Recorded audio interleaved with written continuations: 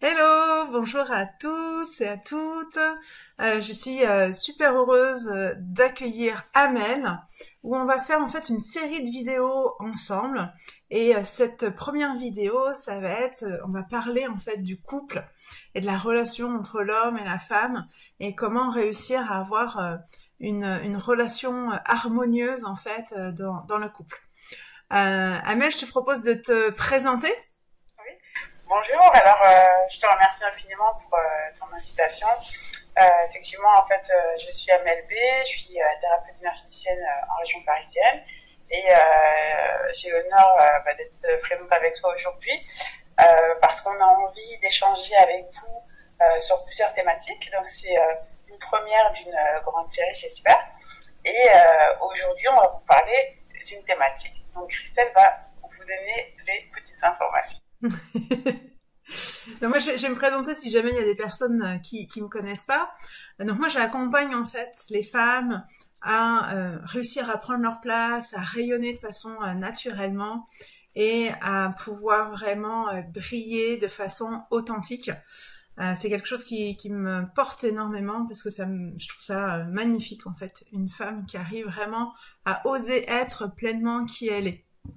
Et je trouve que c'est vraiment chouette avec Amel, du coup, de pouvoir parler aussi de la femme dans la relation de couple, parce que c'est pas forcément toujours quelque chose de simple. On va du coup avoir ces deux énergies, l'énergie masculine et l'énergie féminine, et puis il faut pas non plus que euh, la femme s'oublie, que il y a vraiment en fait une harmonie qui se crée en fait dans le couple. Et c'est vraiment sur cette thématique-là qu'on va commencer cette série de vidéos. Toi, tu accompagnes souvent des couples, Amel, tu me disais. Alors, moi, en réalité, je accompagne plus spécialement les femmes parce que, naturellement, les femmes, elles savent rentrer en introspection avec elles-mêmes, elles savent écouter les émotions, elles savent reconnaître quand il y a quelque chose qui ne va pas. Mm. Et alors, je ne fais pas une généralité, hein, mais c'est vrai que, on va dire, les personnes que j'ai le plus souvent, ce sont des femmes. J'accompagne aussi des hommes. Généralement, c'est soit la femme qui ramène son homme, ou c'est des hommes qui sont beaucoup plus sensibles à leurs émotions. Et, mais effectivement, souvent, la femme a des problématiques dans ses entrées en relation, des blocages qui peuvent se mettre en place, du sabotage, de Mm. l'auto-sabotage. Et la complexité, c'est qu'elles se disent oui, je veux ça, mais j'y arrive pas, ou j'ai envie d'aller quelque part et puis j'y arrive pas, je sais pas pourquoi. Donc c'est vraiment arriver en fait à connecter la personne avec elle-même, déjà pour mieux se connaître, parce que Mm. avant tout, si on ne se connaît pas, on ne pourra rien faire. Complètement. Et c'est lui démontrer aussi comment elle fonctionne. Mm.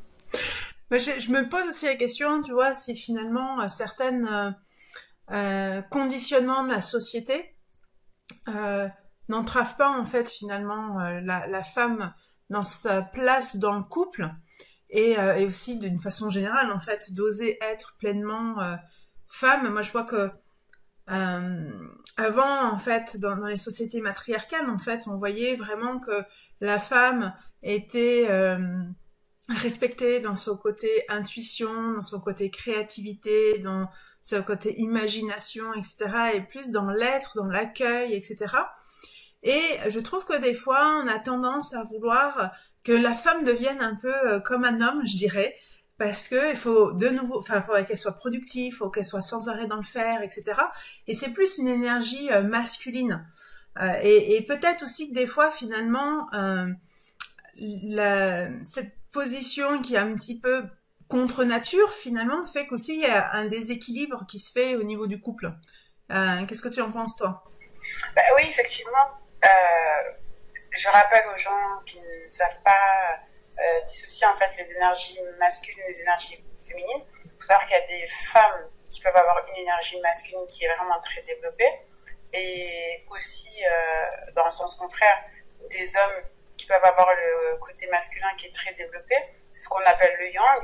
c'est plutôt l'énergie masculine, c'est l'action, c'est le côté très carré, type soldat, type on laisse rien au hasard et tout est calculé, tout est fixé au mètre près et je peux aller très loin dans l'explication du yang.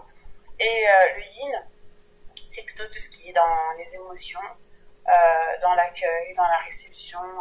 Et souvent, en fait, dans la société, le côté féminin, il est reconnu par être assez mollasse, être feignant, tu es dans la rêverie, t'es un bon à rien. Donc c'est très... si tu veux, le côté yin, c'est très marqué quelque chose de négatif, on va dire, pour le langage commun. Et le côté yang, c'est l'organisation qui est faite, on va dire, dans la vie de tous les jours. Il faut se lever à telle heure, il faut aller à l'école à telle heure. Tout est très structuré. Et si jamais tu ne rentres pas dans le mood, effectivement, tu ne trouves pas ta place. Et au niveau des relations, on va dire logiquement, on est tous portés d'énergie masculine et féminine. Complètement. On peut, par exemple, avoir une énergie masculine à 60% et une énergie féminine à 40%, ou vice-versa, 70-30. On va dire le travail à faire, c'est d'aller vers un maximum d'équilibre. Et effectivement, le côté féminin, donc le yin, c'est dans l'accueil, dans la réception, dans ses émotions. Et c'est vrai que la vie d'aujourd'hui pousse aussi bien les femmes et les hommes à être dans... Il faut être productrice, productive, il faut faire des études, il faut. Mais le côté se connecter à ses émotions, se connecter à son féminin, c'est quelque chose qui est mal vu. Et quand on rentre dans des relations, c'est là où en fait il y a un déséquilibre qui peut apparaître parce que c'est complètement contradictoire avec ce qu'on a pu transmettre, on va dire aux gens, et spécifiquement pour les hommes. Les hommes ont ce côté où ils sont enfants, ils peuvent tomber, se mettre à pleurer, et on va dire à un garçon, ne pleure pas, t'es un homme. Donc en fait, on habitue l'homme à ne plus ressentir ses émotions, limite les masquer, être dans un déni. Et les femmes, on les pousse à aller plus dans il faut que tu travailles, il faut que tu fasses. Et c'est là où commence le déséquilibre, c'est vraiment dès l'enfance. Je sais pas ce que tu en penses, Christelle. Ouais, je suis tout à fait d'accord. Et même, je trouve que des fois, on va avoir tendance à dire que la femme doit être là pour faire plaisir aux autres, pour se sacrifier, que si elle prend soin d'elle, ça veut dire qu'elle est égoïste. Voilà, on prend soin de l'autre, mais en fait, on oublie de prendre soin de soi. Et ça crée aussi un déséquilibre, en fait. Et c'est vraiment, du coup, réapprendre à s'aimer tel qu'on est. Parce que quand on s'aime, on peut faire des choses parce que on a envie de les faire, parce que ça nous fait plaisir en effet, mais pas parce que l'autre en a besoin, mais parce que ça aussi, ça va nourrir en fait certains de nos besoins. Et c'est, je trouve, souvent ça où on n'apprend pas assez bien à exprimer nos besoins, à dire, voilà, j'ai besoin... des fois, voilà, on a besoin d'un câlin. J'ai juste besoin d'un câlin, là, c'est compliqué pour moi. Et de le dire, et on se dit, ouais, mais si j'exprime ça, je parais faible. Et même des fois, les hommes, ils ont aussi besoin d'un câlin, et c'est ok, et c'est normal, je trouve. Mais ce côté où, quand on exprime nos émotions, quand on a besoin, en fait, de quelque chose, souvent, c'est connoté comme exprimer, en fait, une faiblesse. Et je pense qu'au contraire, plus on va aller écouter nos faiblesses, plus des fois on peut être vulnérable. Et je pense que les hommes, c'est ce qu'ils aiment aussi, en fait. C'est d'avoir une femme qui est vulnérable avec eux. Parce que l'homme a aussi ce côté où il a besoin de protéger, en fait, la femme. Et s'il il a une superwoman à côté de lui, en fait, il n'arrive pas à avoir ce côté protecteur qu'il peut avoir. Et je pense que c'est justement tout là, en fait, de la femme, c'est de pouvoir oser de nouveau être vulnérable, avec son homme, et puis peut-être aussi avec des amis, etc. Je dis pas forcément d'être avec tout le monde, parce que des fois ça peut être aussi trop compliqué pour soi, mais au moins dans les moments d'intimité, de pouvoir montrer sa vulnérabilité, je trouve au contraire que c'est une force extraordinaire en fait. Et c'est vraiment dommage de pas montrer en fait que la vulnérabilité c'est au contraire une force. Oui, complètement. Parce que justement, je rebondis avec ce que tu dis. C'est là où en fait il y a une problématique où finalement la femme elle a été habituée à prendre le rôle aussi très masculin. Et elle ne s'autorise plus à laisser ressortir le côté féminin. Et quand elle rencontre un homme, comme tu disais, en fait, ça c'est intrinsèque, c'est dans l'inconscient. L'homme c'est la sécurité et la femme c'est le côté émotionnel. Et si l'homme vient à la rencontre de la femme et qu'il se rend compte qu'en fait il n'y a pas sa place et qu'en fait il peut rien apporter à cette femme, naturellement en fait il va se dégager et il va disparaître. Donc l'idée c'est ça, c'est d'arriver à un équilibre où je me dis ok, je peux me laisser aller, je peux lâcher, je peux laisser exprimer ma féminité et je peux laisser la porte ouverte à l'homme qui rentre dans ma vie pour qu'on va dire que la femme à la fois retrouve son équilibre et l'homme aussi. C'est vrai que c'est compliqué aujourd'hui de rentrer dans des relations équilibrées parce que on a été élevé et paramétré, si je peux dire, de cette façon. Et je pense aussi que la façon dont il y a une espèce de confusion aussi entre l'amour et la dépendance, où en effet c'est important d'aimer quelqu'un et par amour on peut faire plein de choses, mais c'est important aussi de pas s'oublier soi. Et quand on a tendance à aller vers le fait de s'oublier, et bien du coup là on part dans la dépendance en fait de l'autre, et du coup on nourrit plus en fait qui on est. Et c'est ce que l'autre recherche en fait, c'est qui on est, et c'est aussi oser être singulière, parce que en fait un homme il va tomber amoureux d'une femme qui est singulière, pas celle qui ressemble à tout le monde en fait. Et c'est justement cette singularité qui est beau en fait. Complètement. Ah oui, complètement, parce que c'est toujours ce qu'on disait tout à l'heure, c'est qu'à partir du moment où on voit un schéma, tu vois, typiquement tu regardes les magazines, les femmes se ressemblent toutes. Tu regardes la télévision où dès qu'il y a un effet de mode, tout le monde veut ressembler à l'effet de mode. Alors qu'en fait, tout ce qui est différent est magnifique. Tout ce qui est différent est beau et il est acceptable et il est également aimable. Et tu parlais de la dépendance. Oui, effectivement, la dépendance, c'est avant tout déjà, pour éviter ce genre de relation, c'est de nourrir un amour intérieur, un amour personnel. Et une fois que tu t'apportes cet amour, tu t'apportes du respect, tu sais établir tes besoins et tes limites, parce que tu te connais avant tout et tu sais ce dont tu as besoin ou pas. Et une fois que tu arrives à faire ce travail intérieur, tu es capable en fait de l'envoyer en fait en effet miroir aux personnes que tu peux rencontrer, que ce soit dans les relations amoureuses ou dans les relations amicales ou on va dire relationnelles tout simplement. Et c'est vrai que rentrer dans une dépendance, c'est comme un effet d'addiction. Tu vois, je suis addict aux paroles, je suis addict à son regard, je suis addict au temps qu'il peut m'accorder. Mais en dehors de ça, c'est qu'est-ce qui te nourrit. Complètement. Et moi, j'étais une ancienne dépendante affective, donc je sais d'autant plus ce que c'est, et d'avoir tendance en fait à vouloir faire passer l'autre en fait avant, et d'oublier en fait ce qui est important pour nous. C'est vrai qu'à un moment donné, en fait, on s'épuise. Et moi, ce que je trouve vraiment important maintenant, c'est de me dire en fait de quoi j'ai vraiment besoin. J'ai aussi besoin de moments pour moi. J'aime aller faire du sport, j'aime aller voir mes amis. Après, ça peut être aussi des activités qu'on peut faire à deux. Je peux très bien aller voir mes amis avec mon compagnon, etc. Et ça pose pas de problème. Mais je sais que c'est des choses que j'ai besoin. Et d'aller au sport, je sais que c'est quelque chose que j'ai besoin aussi.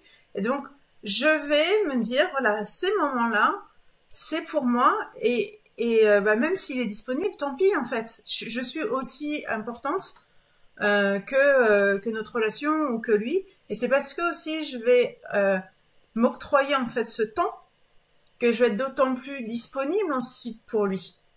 Complètement. Oui, parce qu'en fait, tu sais que ton objet d'épanouissement, on va dire, c'est toi-même. Mm. Et la nourriture que tu recherches à travers l'autre, tu peux te l'apporter à toi-même. Et ça, tu peux le faire, bah, comme tu disais très simplement, c'est faire des choses qui vont t'apporter du plaisir dans l'instant présent. Mm. C'est très vaste, hein. Ça peut être manger des gâteaux, moi qui est très gourmande. Ça peut être un moment de bien-être, ça peut être un moment de plaisir. C'est vraiment quelque chose qui va t'apporter du plaisir dans l'instant présent. C'est un peu l'image de l'enfant qui joue, qui court, qui saute. Il peut s'amuser pendant des heures tout seul. Et à la fois, s'il y a un enfant qui passe à côté de lui, il est capable de l'amener à lui jouer avec ou continuer à jouer tout seul. Et faut savoir qu'on a tous ce qu'on appelle un adulte, mais aussi un enfant intérieur. Et l'enfant intérieur, il a besoin d'être nourri. Et c'est là où est l'équilibre. C'est à la fois de nourrir l'enfant intérieur sans le laisser le dominer, et c'est à la fois laisser l'enfant intérieur s'exprimer. Et c'est à ce moment-là qu'on arrive à trouver cet équilibre. Je ne sais pas ce que tu en penses, Félicien. Oui, c'est super important. Et puis, moi, je pense aussi, moi je le nomme peut-être un peu différemment, mais quel est mon désir en fait? Oui, intrinsèque. Voilà, quel est mon vrai désir? Quelle est cette flamme intérieure? Qu'est-ce qui va faire que je vais avoir une envie en fait? Et moi, pendant des années, on en a parlé toutes les deux, Amel. Pendant des années, en fait, j'ai pu écouter mon désir, etc. Et c'est vrai qu'à force, en fait, on s'épuise, on s'éteint. Et je pense que c'est important de se dire et qu'est-ce que je désire? Ça peut être des choses simples, comme tu disais, je désire manger un gâteau. Voilà, tant qu'à faire. Mais quand on le fait, de le faire vraiment de façon présente, de le faire qu'on se sente bien, qu'on sent que ça nous nourrit, etc. Et en fait, quand on désire quelque chose, en fait, on est inarrêtable. Donc les personnes qui disent qu'elles procrastinent, etc., que moi je pense que si on procrastine, ça veut dire qu'on n'est pas au bon endroit, on fait pas vraiment ce qu'on désire. Et pour moi c'est quelque chose, c'est un curseur qui est intéressant. La procrastination, est-ce que c'est pas finalement le signal pour nous dire qu'on n'est pas au bon endroit? Je pense plus que c'est la façon dont tu mets le focus sur ce que tu dois faire. C'est-à-dire que, en règle générale, il te faut toujours la carotte, le bon point. Et si je pars dans l'idée, alors on va partir sur un truc que tout le monde fait, c'est faire le ménage. Si je viens encore faire le ménage, c'est dégueulasse. Mais si je me dis, ah ouais, je vais faire le ménage, comme ça, je vais kiffer la life, je vais bien pouvoir... c'est là, en fait, penser à la récompense de ce que l'action va t'apporter. Et si tu changes cet état d'esprit-là, effectivement, ça peut te booster en fait à faire des choses. Donc c'est plus changer son mindset, plus changer son état d'esprit. Oui, tout à fait. Mais enfin, sur les choses matérielles, etc. Mais des fois, tu sais, il y a des personnes qui sont dans des projets et qui procrastinent. Et des fois, peut-être que c'est pas, par exemple, avec la bonne personne qu'elle doit faire le projet. Ou, tu vois. Ou pas tout à fait sur le bon timing, peut-être qu'il faut attendre un mois et de réécouter en fait cette petite voix intérieure en même temps qui nous dit des fois ça coince, mais tiens, pourquoi ça coince? Et finalement quand on est vraiment dans son désir vraiment intrinsèque, en fait on a envie de le faire. Bon, après moi je suis pas une fan de ménage, donc désirer passer aspirateur, c'est pas forcément quelque chose qui va me faire kiffer, mais par contre, tu vois,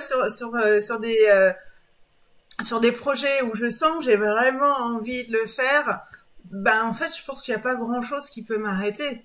Ça peut être retardé parce qu'on n'a pas forcément le bon timing, mais je le ferai de toute façon. Ouais. je pense aussi que c'est aussi lié à cet équilibre dont on parlait, le yin et le yang. Pour le yang, on va dire une personne qui a une majorité de yang, le passage à l'action est beaucoup plus aisé, beaucoup plus facile, beaucoup plus simple à mettre en place. Alors qu'une personne qui a une énergie yin qui est beaucoup plus développée, le côté rêverie, le côté imagination, il n'y a pas de souci. Par contre, le côté je mets en action ce que j'ai dans ma tête, c'est beaucoup plus compliqué. Et ça revient aussi un peu à ce qu'on disait tout à l'heure, c'est le fait de travailler sur soi et d'essayer de trouver un équilibre. Ça peut aider certainement les personnes qui ont des difficultés et qui procrastinent. Ouais, tout à fait. Et je pense que c'est important aussi bien pour les hommes aussi d'aller contacter en fait leur part féminine pour aller justement aller écouter leur intuition, pour aller écouter leurs émotions, etc. Et de savoir aussi accueillir l'autre. Et en même temps, ils sont extraordinaires parce qu'ils sont beaucoup plus dans le faire. Et la femme va vraiment avoir ce côté, tiens, qu'est-ce qui se passe à l'intérieur de moi, etc. Et qui va faire bouger aussi l'homme d'une autre façon, en fait. Ah oui, complètement, complètement. Parce que c'est vrai que c'est les relations qui nous font travailler sur nous, qui nous remettent en question, qui font bouger les choses. Et être en relation, c'est aussi quelque chose de merveilleux. Tout à fait. Et quand on trouve vraiment la bonne personne, je trouve ça magnifique parce que cette relation va vraiment nourrir en fait les deux et d'avoir en fait quand on est avec l'autre, on a l'impression que c'est la plus belle partie de nous qui se révèle en fait. Et c'est juste magnifique en fait quand on arrive à trouver ça. Quand on est dans une relation équilibrée, l'un et l'autre vont chercher le meilleur. Et c'est limite un miroir pour justement progresser, s'améliorer dans des endroits où on a des difficultés, où c'est une oreille, c'est une appui, c'est le complément en fait de l'autre. Tout à fait. D'après toi, comment on pourrait identifier certaines croyances limitantes qui peuvent être soit liées au féminin, soit aux relations? Comment on pourrait peut-être aider certaines femmes ou certains hommes qui sont en train de nous écouter pour voir quelles sont les croyances qui peuvent limiter un petit peu? Déjà, c'est écouter ces croyances limitantes. On va prendre l'exemple d'un homme. C'est se rappeler ce qu'on lui disait quand il était enfant. Donc, t'es un homme, sois fort, ne pleure pas. Donc, il se répète ce qu'il a pu entendre, il ou elle, enfant. C'est de conscientiser ce qu'il a pu entendre, comment il l'a traduit dans sa vie personnelle, dans ses émotions et dans ce qu'il peut reproduire aussi de ses schémas. Et c'est de se dire, ok, on m'a transmis ça. Et c'est quand ces moments-là se répètent, c'est se poser la question, c'est qui a dit que je devais être un homme fort? Pourquoi je dois être un homme fort? Et s'il ne sait pas répondre à ces questions tout de suite maintenant, c'est aussi accepter de ne pas savoir répondre à ces questions. Et c'est de se dire, est-ce que c'est vraiment important d'être un homme fort? Qu'est-ce qui se passerait si je ne l'étais pas? Et je pense qu'il y a toujours en plus des moments où finalement il n'était pas fort et tout s'est bien passé en fait. Et il y a pas la Terre s'est pas arrêtée de tourner, son monde s'est pas écroulé autour de lui.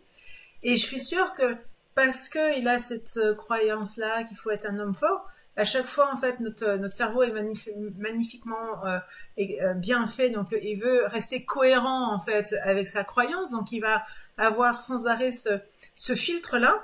Et il va pas voir en fait les moments où il a été pas un homme fort et là où ça s'est bien passé. Et c'est ça qui est beau, c'est qu'à un moment donné, si on arrive à se dire mais finalement quand est-ce que j'ai pas été un homme fort, et de se rappeler déjà d'une première fois. Après on se dit ah mais ouais mais il y avait ça aussi, ah mais il y avait ça aussi. Et finalement comment ça s'est passé? Est-ce que finalement il y a eu un problème? Non. Ah oui, complètement. En fait, je vois souvent Et je pense que tu pourras me confirmer ça pour les personnes qui ont pu vivre la naissance de leur enfant. L'homme, quand il assiste à ça, il a tout de suite un moment d'émotion qu'il n'arrive plus à maîtriser. Et ça se fait sous forme, il va s'évanouir, ou il se met à pleurer, ou il y a une émotion qui vient, et à ce moment-là, ça déborde tellement qu'il la laisse traverser. J'ai vu rarement voir d'hommes qui ne réagissent pas à ce moment-là. Et c'est prendre par exemple un moment aussi fort de la naissance de son enfant, ou aussi bien pour l'homme que pour la femme, et se dire qu'est-ce que c'est beau. C'est beau d'accueillir cette émotion, c'est beau d'accueillir l'amour, parce que c'est ça en fait que la personne célèbre. C'est un être qui arrive et on l'accueille. On va dire, il a été créé dans l'amour et par l'amour. Après, je ne rentrerai pas dans les circonstances où c'est pas le cas, mais on va prendre la règle en général et de se dire, je l'accueille aussi dans cet amour-là. Tout à fait.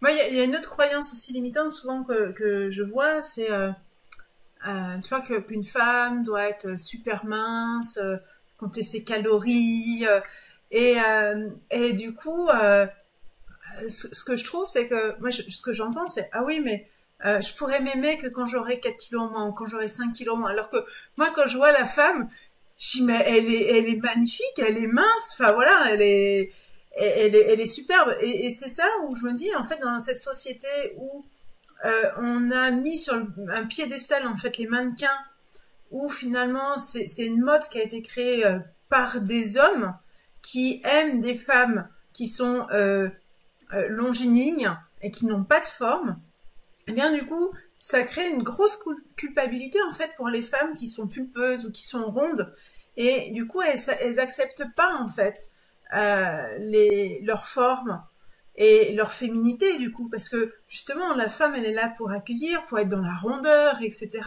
Et moi je me rends compte que finalement les hommes, les trois quarts des hommes, ils préfèrent ils préfèrent les femmes, pardon, qui sont rondes, qui sont pulpeuses, qui ont des formes, etc. Et je trouve qu'il y a vraiment un décalage entre finalement ce que les hommes aiment et ce que la femme va rechercher, parce qu'elle croit que c'est ça en fait d'être une femme sexy. Alors que pour moi une femme sexy, c'est une femme qui s'aime, qui est bien dans son corps et qui l'assume en fait. Complètement, c'est exactement à quoi j'allais venir, parce qu'il n'y a pas que le côté rond, tu as des femmes aussi qui sont filiformes et sur qui toujours on leur dit t'es anorexique, t'es trop maigre, que ce soit homme ou femme, il faut, donc on nous ramène toujours dans un cadre, et si tu sors du cadre, on ne peut rien faire de toi, alors que la vie est tellement belle dans sa diversité, pourquoi on voudrait qu'il y ait un modèle type? Et c'est ça en fait, un homme en général, il aime une femme qui s'aime, qui est épanouie et qui s'assume. Complètement. Et on ne cherche pas en fait à plaire à tout le monde. Si déjà on arrive à plaire à la personne qu'on aime, c'est formidable. Complètement. Et déjà de se plaire à soi. Moi je pense que c'est la première chose. Et je trouve qu'il y a un exercice que je trouve qui est intéressant. C'est aussi, tu vois, souvent on se regarde quand on se brosse les cheveux, quand on va se maquiller, etc. Mais on va pas se regarder dans les yeux, forcément. Et je trouve que des fois, c'est bien aussi de temps en temps de se poser et de se regarder vraiment dans les yeux et de rencontrer. Souvent avec son amoureux, on peut le faire parce qu'on cherche justement cette connexion.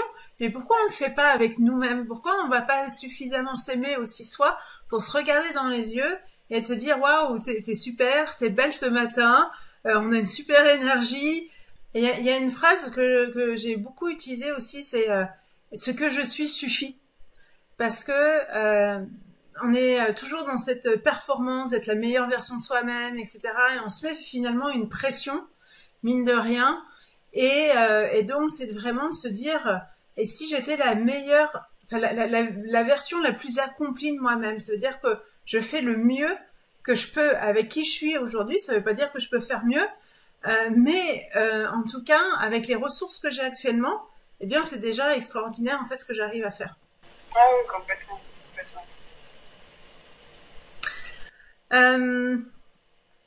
Je pense aussi que pour la femme, c'est important qu'elle puisse se reconnecter à son intuition.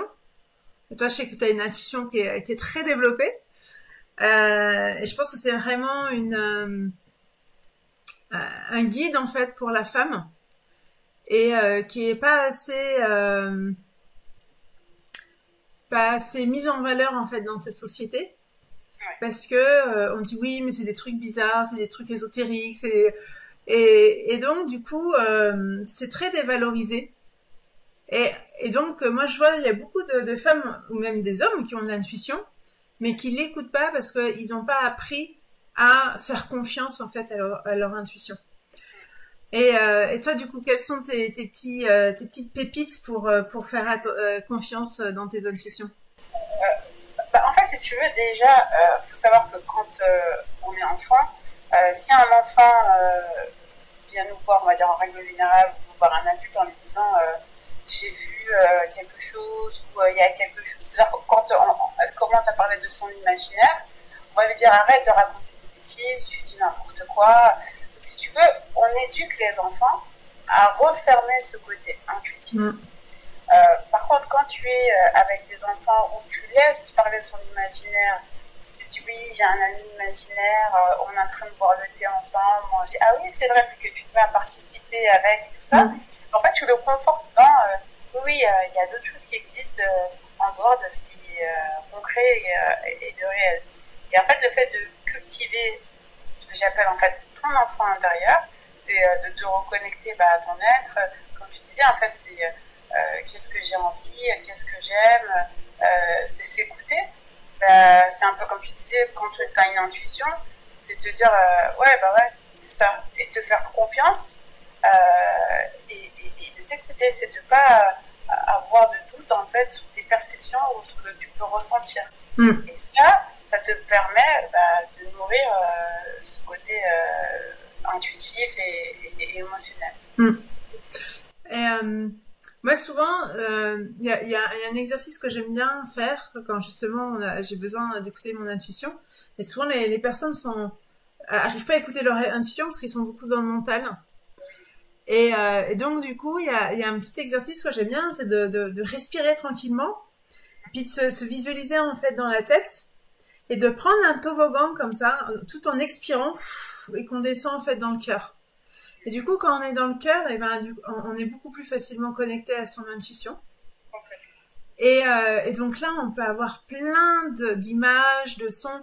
Et je pense que c'est important aussi de bien dire qu'en fait, il y a plein de façons différentes d'avoir de l'intuition.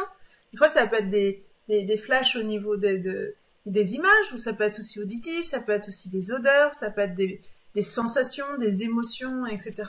Et personne fonctionne de la même façon. Et c'est ça qui est génial. Ouais. Mais tu vois, c'est un peu proche de ce qu'on disait tout à l'heure, c'est qu'on recherche la perfection, on recherche le modèle type, mais même là-dedans, en fait, il n'y en a pas. On est tous différents, on est tous, on va dire, solennels, quoi. On a notre petite touche qui fait de nous la personne qu'on est, et si on cherche à être quelqu'un d'autre, ce serait ne pas être authentique et loyal et intègre envers soi-même en fait. Moi je sais que j'ai accompagné pas mal de personnes à faire de plus en plus confiance dans leur intuition, et moi ce que je dis souvent aux gens, c'est que c'est comme s'il fallait trouver un petit peu un réglage interne où tu sais en fait à force de l'utiliser, tu sais que quand tu as ce réglage interne à l'intérieur de toi, tu es sûr en fait que ça peut fonctionner. Et je pense que c'est important de l'écouter de plus en plus et de l'essayer en fait, même si on se trompe, en fait, c'est pas grave. Moi, je trouve que la vie, finalement, comme tu disais, et si on prenait la vie un peu comme un jeu, il y a des parties qu'on gagne, il y a des parties qu'on perd. Et est-ce que c'est si catastrophique que ça de perdre en fait des parties? Je ne sais pas. En tout cas, on apprend en fait des parties qu'on a perdues et ça nous permet de gagner les prochaines. Exactement, c'est tout à fait ça en fait. C'est de ne pas se prendre au sérieux, de ne pas prendre tout ça au sérieux et te dire j'accueille et puis c'est ok. Mais tout à fait. c'est un peu ce que tu disais, en fait, quand on rentre dans le mental, c'est qu'est-ce que les gens vont dire, qu'est-ce que c'est, qu'est-ce que ça, tu vois, et ça tourne, ça tourne, ça tourne, et puis en fait, on ne fait rien, en fait, avec une pensée. Et je pense que des fois, il faut juste oser. Alors, c'est pas si simple que ça, d'oser, parce que ça veut dire assumer, en fait, qui on est, ce qu'on pense, etc.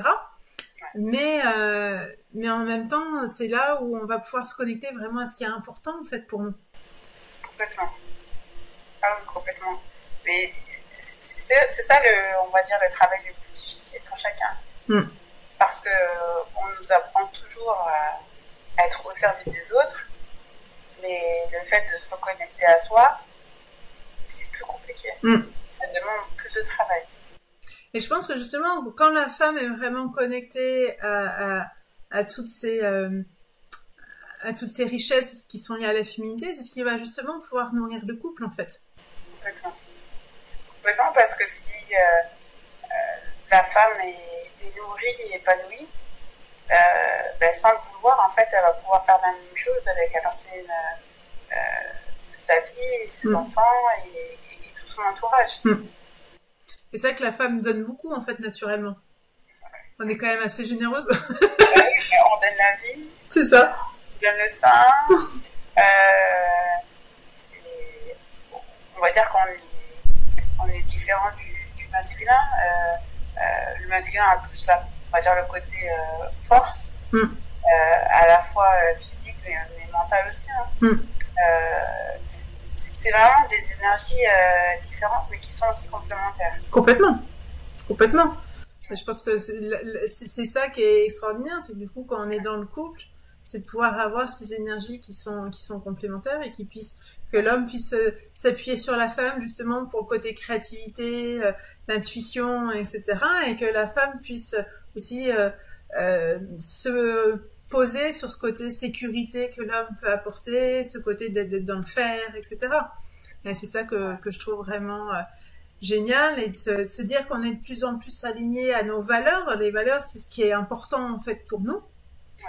Et de se dire, est-ce que finalement, quand je suis dans cette relation-là, est-ce que mes valeurs hautes sont nourries? Est-ce que ce qui est le plus important dans ma vie est nourri ou pas? Et je pense que c'est vraiment des questions qui sont importantes à se poser.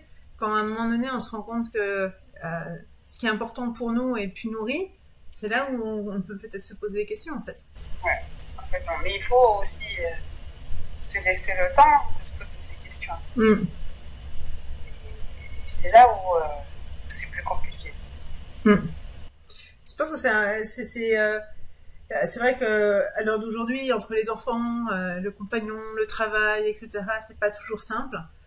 Mais je pense que c'est vraiment, vraiment important qu'on prenne au moins 5-10 minutes par jour, qu'on puisse vraiment avoir un moment pour soi, et d'avoir des activités aussi dans la journée où on est dans la semaine, où on puisse vraiment avoir ces moments de parenthèse qui nous permet en même temps de faire le point. Moi, je sais que le sport m'aide énormément, tu vois, au niveau émotionnel à être beaucoup plus stable. On parle beaucoup du yoga pour équilibrer les énergies, etc.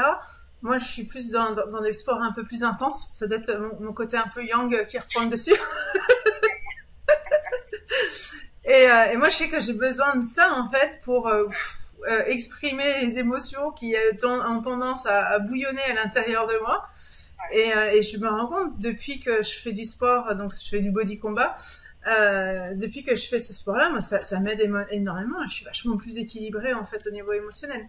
Ah oui, complètement, parce que ce que tu peux faire, ça vient à la fois dégager ce qui a plus sa place, et à la fois ça te nourrit on va dire, une meilleure énergie ou une nouvelle énergie. Complètement. Ouais. Je pense que c'est tu vois, des questions en fait qu'on peut se poser par rapport au couple, par rapport quand on est aussi bien une femme ou un homme, l'un ou l'autre, c'est qu'est-ce que mon corps dit en fait quand je suis avec cette personne-là? Ah oui.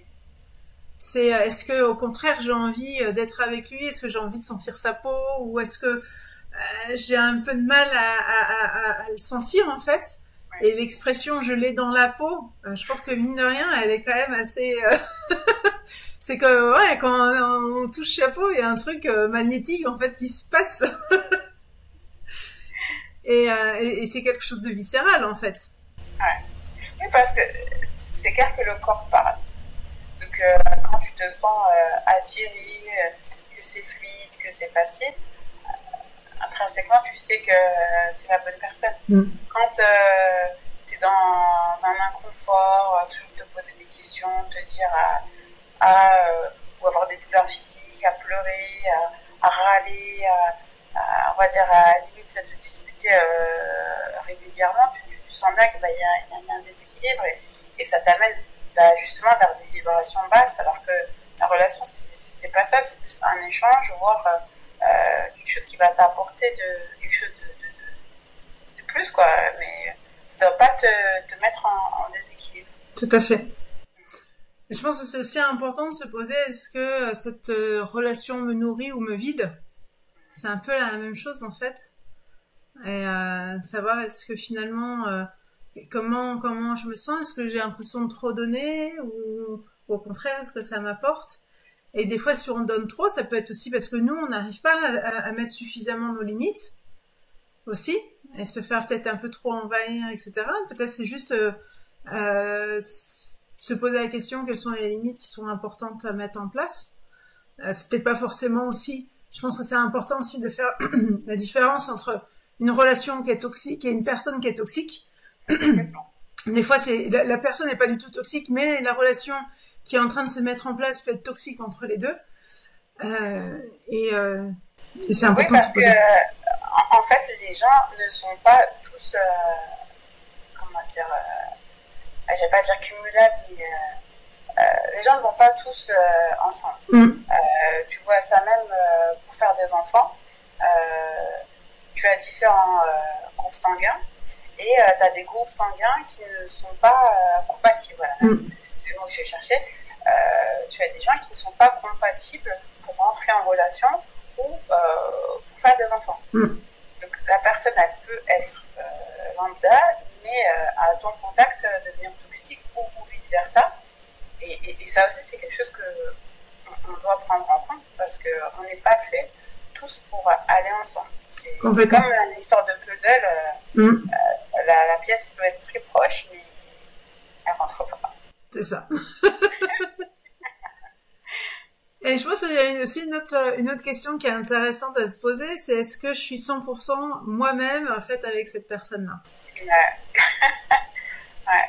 Oui, parce que certaines fois dans des relations, limite, on devient la petite fille. La petite fille sage, qui ne doit pas montrer. De l'autre côté, ça peut être justement la petite fille qui fait des caprices, qui est tout le temps en train de gueuler. Et tu as l'autre où tu es tellement bien que tu sens qu'il n'y a pas de tabou, que tu n'es pas jugé, que la personne, elle t'aime au-delà de ce que tu es. C'est l'amour avec un grand A. Et c'est vraiment la meilleure des relations. Après, toutes les relations nous permettent d'évoluer, de travailler sur nous. Oui, tout à fait. C'est un cadeau. Mais à long terme, idéalement, c'est ce type de relation qu'il faut rechercher. Tout à fait, je suis assez d'accord. Moi, je pense que vraiment, ce qui est intéressant finalement dans la relation, c'est de voir quels sont en fait les conditionnements qu'on a pu avoir avec la société, quelles sont ces croyances qui nous apportent encore, qui sont intéressantes pour nous et celles qui sont intéressantes à lâcher. Se poser finalement la question si on se sacrifie ou pas dans la relation, si on s'apporte aussi suffisamment d'amour à soi et qu'on n'attend pas que ce soit l'autre en fait qui nous nourrisse de cet amour, parce que c'est là où on risque de devenir dépendant. Et je pense qu'une des clés, c'est d'abord de se dire que c'est à nous de prendre soin de nous, c'est à nous d'être responsable aussi de nos problèmes, etc. Ça veut pas dire que l'autre peut pas être là pour nous écouter, pour nous épauler, etc. Mais je pense que c'est important aussi de pouvoir se dire, bah voilà, je suis responsable de est-ce que je m'apporte suffisamment d'amour ou pas. C'est pas l'autre qui doit être responsable de ça en fait. Ouais, complètement. Après, c'est aussi le côté sécurité. Hein. Tu as des personnes qui sont dépendantes, pas par amour, mais par matériel que l'autre peut apporter, ou par une situation que l'autre peut apporter. C'est très vaste, hein. Mais justement, c'est une fois que tu arrives à faire un travail sur un amour sur toi, ça te permet de te détacher en fait de ce que la personne peut t'apporter et te concentrer sur la relation en elle-même. C'est est-ce que c'est ce que je veux, est-ce que c'est ce que je recherche, et là, à ce moment-là, tu peux tout de suite repérer s'il y a des dépendances ou pas. Tout à fait. Et est-ce que je m'adapte ou me suradapte en fait à l'autre aussi? Si on commence à s'adapter en fait à ce que l'autre aime, être sans arrêt à dire tiens, il faut que je réagisse comme ça parce que sinon l'autre va mal le prendre, etc. C'est pas juste non plus, tu vois. Oui, ça c'est ce que je disais par rapport au côté petite fille, soumise,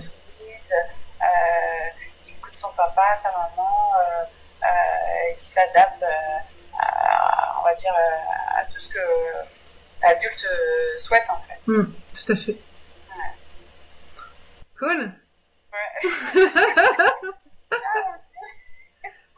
Mais je trouve qu'on a pu pas mal échanger justement sur cette relation de la femme, du couple, etc. Est-ce que tu aurais quelque chose à rajouter, Amel, avant qu'on termine cette discussion? Moi, ce que je peux ajouter, c'est soyez vous-même. Ne cherchez pas à nourrir l'autre ou à réfléchir à ce que l'autre peut penser de vous. C'est vraiment te nourrir toi et te reconnecter à toi. Si je peux clôturer comme ça. Cool. Quelle belle conclusion de fin. Du coup, on va se retrouver bientôt pour d'autres thématiques. Avec plaisir. Et donc, du coup, je vous dis à très bientôt pour de nouveaux échanges et des nouvelles vidéos. À bientôt. Ciao, ciao. Ciao.